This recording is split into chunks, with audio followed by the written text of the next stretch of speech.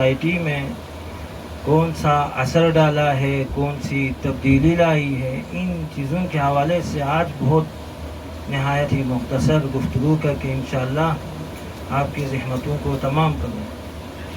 تو سب سے پہلا یہ نقطہ ضروری ہے کہ عزاداری فقط آہ و بکاہ کا نام نہیں ہے، عزاداری گریہ و زاری کا نام نہیں ہے، بلکہ در حقیقت عزاداری ہمیں تمام انسانوں کو شعور، علم، آگہی، بیداری، بصیرت اور انقلاب کا پیغام دیتی ہے۔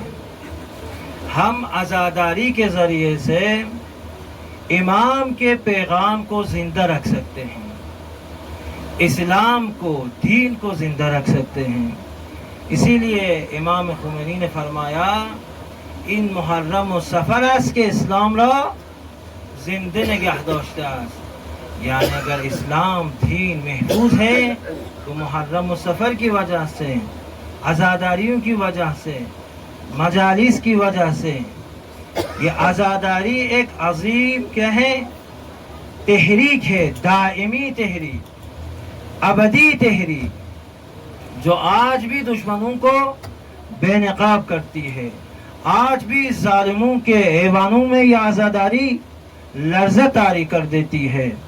ایک عظیم تحریک سن 61 ہجری کو امام حسین نے قیام فرمایا تھا۔ کیوں؟ وجہ کیا تھی؟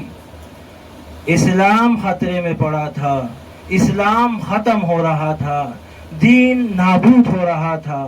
یوں کہوں علماء کے کلمات کا محصل یہ ہے، شعراء کا محصل یہ ہے، اسلام نے حسین سے مدد مانگی تھی، اسلام کے وجود کو خطرہ تھا، اسلام کو آبیاری کرنے کے لیے حسین کی ضرورت تھی، اسلام کی بقا کے لیے خون حسین کی ضرورت تھی۔ درود بھیجو محمد وعلی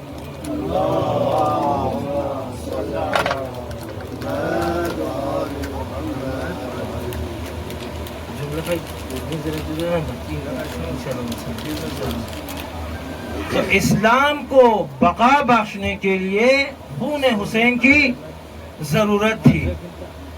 اب حسین ابن علی نے اپنے خون کا عظیم نذرانہ پیش کر کے، یہ عظیم قربانی پیش کر کے اسلام کو بچایا۔ الاسلام محمدی الحدوث حسینی البقا۔ اس لیے ہم کہتے ہیں اسلام یہ کیا ہے، محمدی الحدوث۔ اسلام کو محمد مصطفیٰ نے لایا تھا اور اسے بچا لیا حسین ابن علی نے۔ ان کان دین محمد لم یستقم الا بقتلی فیا سیوف خذونی۔